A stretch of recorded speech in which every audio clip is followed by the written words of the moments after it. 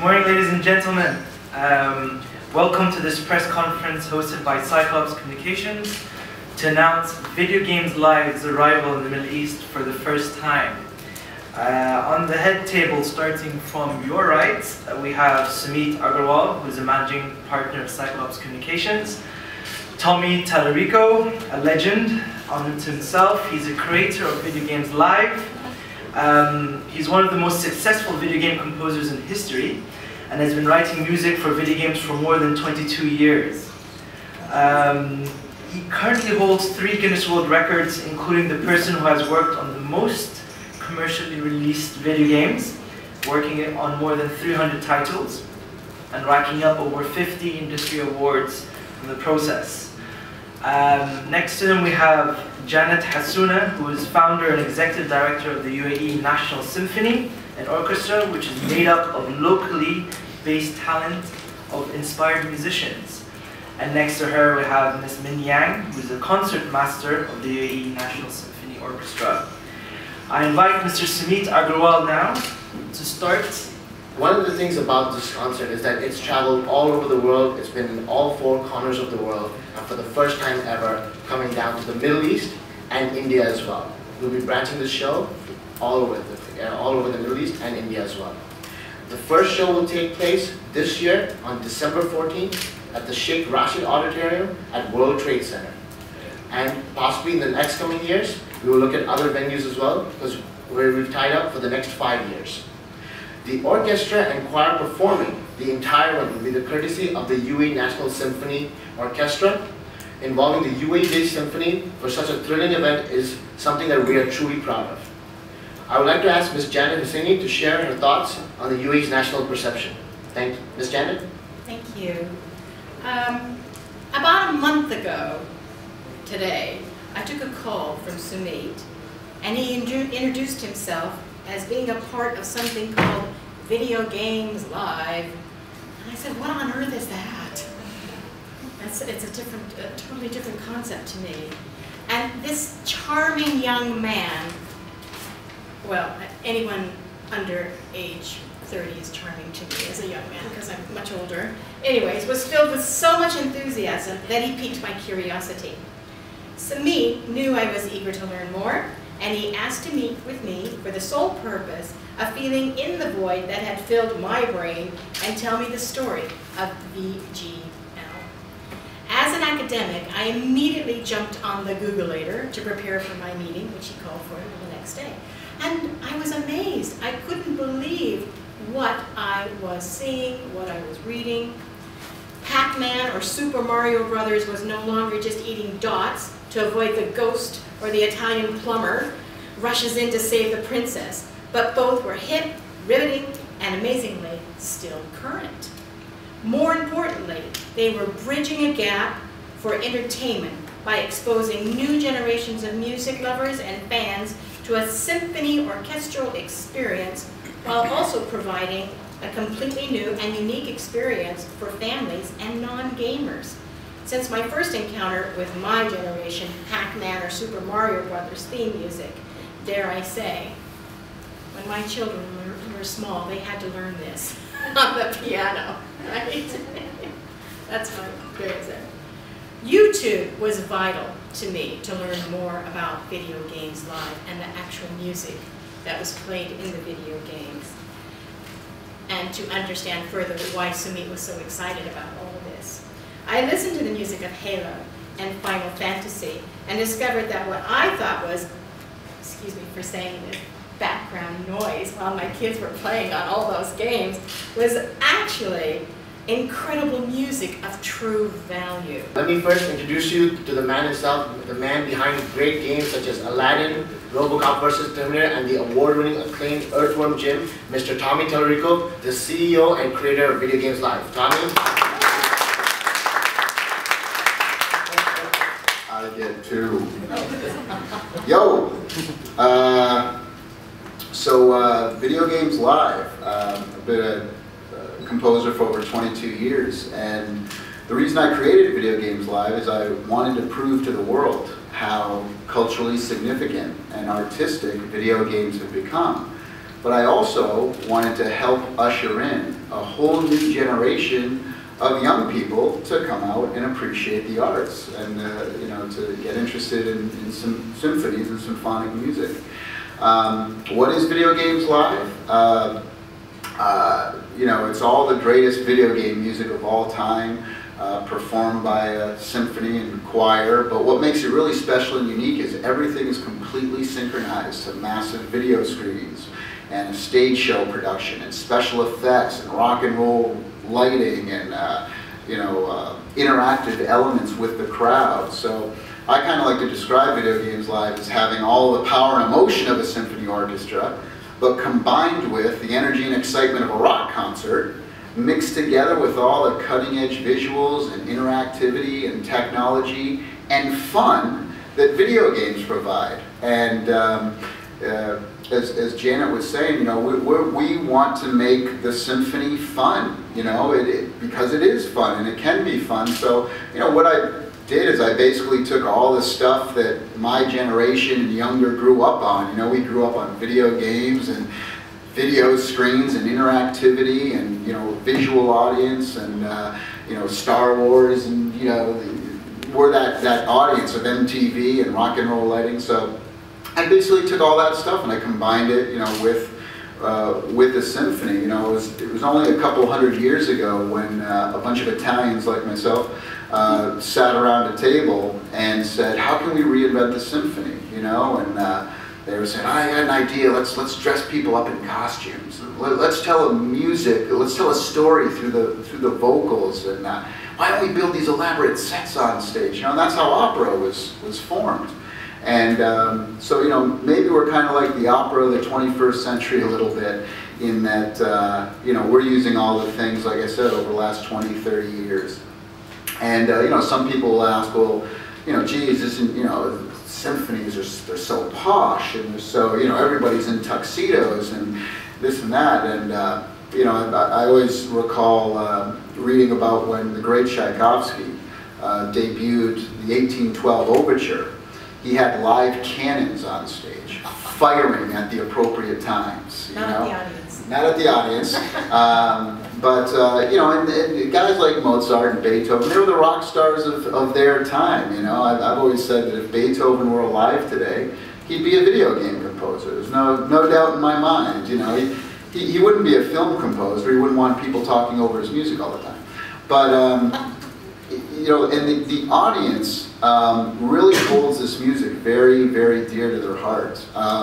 When you're playing a video game, you become that character. The music becomes the soundtrack of your life. You know, you're controlling the, and it's not like a motion picture, a film where you go, it's a passive experience, you're watching somebody else's story on screen unfold, there's lots of talking and dialogue, and there's music underneath, right? I mean, take the biggest movie of, biggest selling movie, Avatar. Can anyone here hum me the music to Avatar? No. Okay, so, you know, I bet you can hum me Mario though, a lot of you, right? Tetris and Zelda and the rest. But with video games, when you become that character, you know, and that music becomes a part of your life, it becomes a part of you, so there's so much more emotional connection. And gamers and, you know, people who play these games have, you know, it reminds them of their childhood, or, you know, I mean, we get people coming up to us after the show all the time with tears in their eyes going, man, when I started to hear Zelda, and you know, I was brought back to when I was, you know, 9 years old, and me and my dad always used to play that game together for hours and days, and he passed away, and boy, that just, you know, that just brought me right back to my childhood. And that's what Video Games Live is really about. It's a complete celebration of the video game industry, but that feeling, that magic that happens when you have 3,000, 4,000, or 5,000 people in a room. And those feelings are going around. The great thing though about using a symphony as well is, you know, some of the best letters and emails that we get after a show are actually from non-gamers, are from maybe parents who took their kids, or grandparents who took their grandkids to the symphony for the first time. And they're the ones most blown away, because gamers know how cool video game music is already. You don't have to tell them that the music to Halo or Warcraft or Final Fantasy is great. They already know that. But when the parents see it, when the non-gamers see the show, they're the ones really most blown away. They're like, oh my gosh, I never knew the music was this powerful. I never knew the graphics were so incredible these days, and the characters and the storylines. I get it now. Now I know why my kids, you know, play so many video games. Thank you so much for helping to open my eyes, you know. So, because a lot of parents, when they were growing up, they knew Pac-Man and right, and so it's come so far. But that being said, we also represent the entire video game industry, in that, you know, so you're hearing some of those old games like the Tetris and the Mario, but now played in its fullest, you know, with a big symphony and choir.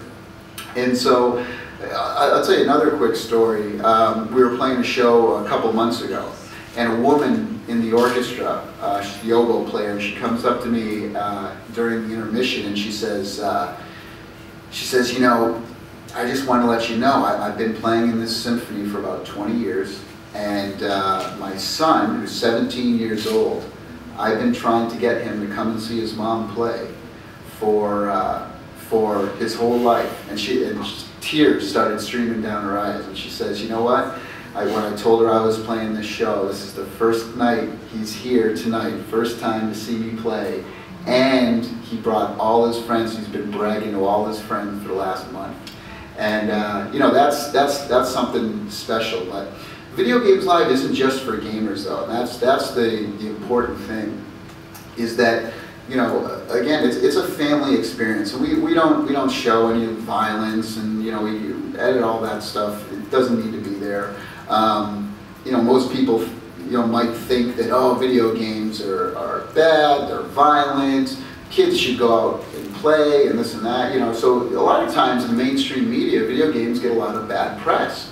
Again, Video Games Live is kind of, you know, it shows it in an artistic and cultural way. So a lot of families that end up coming to the show, like I said, it really is for everyone. They're the ones most blown away, are the non-gamers. So anyway, we're so proud and thankful for everybody here for inviting us out to the Middle East. We've gotten so many emails and Facebook messages over the years from folks in this area to come out and play. And I mean, if any city in the world should have something as crazy as this, you know, Dubai should have been the first place we played. You know, it seems to be ahead of the curve. This is my very first time to Dubai. The first time, and I gotta say, you know, from being in the United States, you know, you see the stories that are done in the U.S. Oh man, that place looks really cool, and this and that. But to come here for the first time, I've been here 2 days now.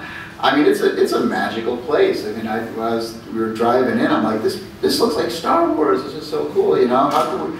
You know, so I think if any city were to host Video Games Live, this would be the one. So it took us 8 years to get here. We've been touring the show for over 8 years. But, you know, finally happy to be here. It'll be really interesting to see what the audiences, how they perceive the show. And, you know, it's something that's very new. I mean, if you think about it, for the first time ever in the history of music, thousands, hundreds of thousands, millions of young people are coming out to see a symphony. That's never happened before. I mean, even at the time of Beethoven and Mozart, it was for rich old people. You know, that's mainly who went to see the symphony, and, you know, the older folks. But here's something that's happening now, where all over the world, no matter where we go, you know, we've played 40,000 people in China, we've played in New Zealand and Mexico, all over Brazil, and all over Europe and US and Canada, Korea, Malaysia, Singapore, you name it, we've probably been there.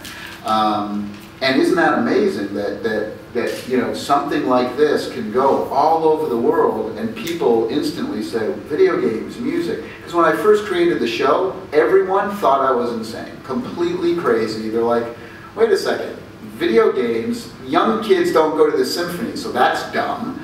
And old people don't play video games, so you're doubly screwed, you know. And no one really believed in it. And by the way, that was the video games companies telling me that.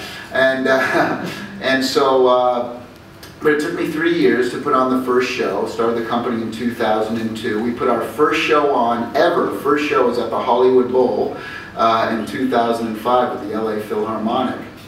And you know, I figured, hey, I might as well go right for the straight to the top. Start at the top.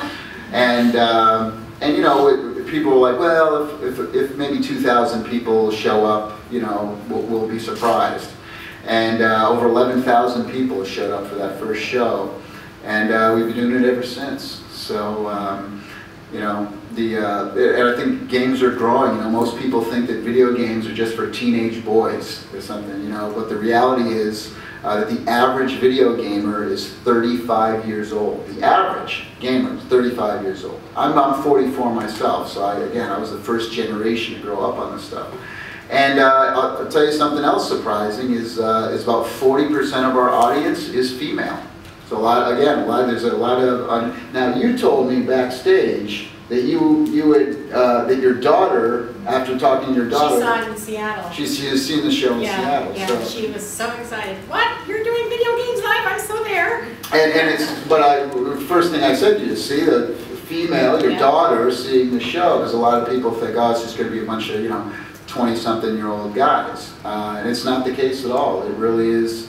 You know, really is enjoyable by anyone. I mean, and it's great for the girls too. They, you know, even if they don't play video games, to, you know, take the boyfriends out for a night at the symphony is, you know, they get to dress up or whatever. And it's funny though. I mean, you look out in the audience and you'll see, you know, some kids will be dressed up in the tuxedos and this and that. It's a symphony concert. It's a symphony concert, but they'll be sitting next to some kid in a ripped Mario T-shirt, and then next to somebody who's actually dressed up like Mario. So you know, you never know the audience that we're going to get. So it'll be interesting to see what we find out here. But anyway, that's the spiel.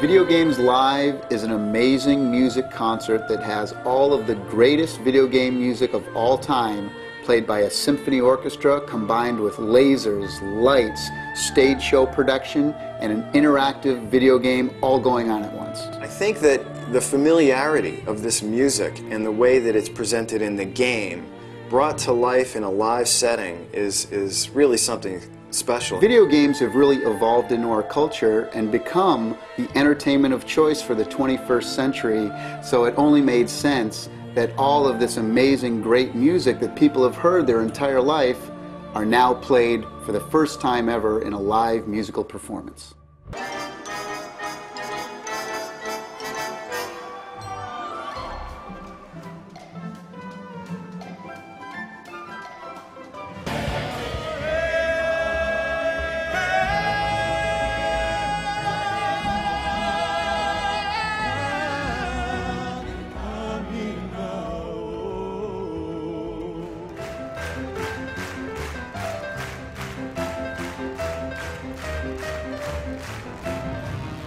Everyone who's seen Avatar and has appreciated the beauty of that vision. World of Warcraft has been doing it for a long time. Those same visions, those same expansive worlds of color and imagination exist in World of Warcraft as much as it does in a movie, if not better. And the music is orchestral, the music is deep. and layered and important.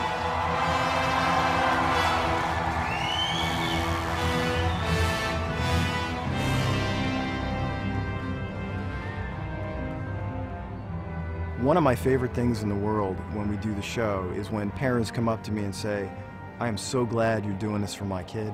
I never knew that video games were this amazing, and it's such a great thing for me to be able to bring my kid to the symphony. The most exciting thing, benefit that Video Games Live does is to bring classical music to a whole new generation. I actually thought that old classical music, it's going to be, you know, for old people tucked away. And suddenly it's just opened everybody's ears to a new kind of music, young people. This is the first time in music history where tens of thousands of young people are coming out to see a symphony. I think that's one of the most exciting things for us, is knowing that so many millions of people around the world are getting turned on to a whole new genre of music that they didn't really have any idea about, and that's really cool. It had something for everybody tonight. Love the music, love the lights, and the drummer's great. The visual effects are really cool. Video games are fun. Video games are exciting. Video games are powerful.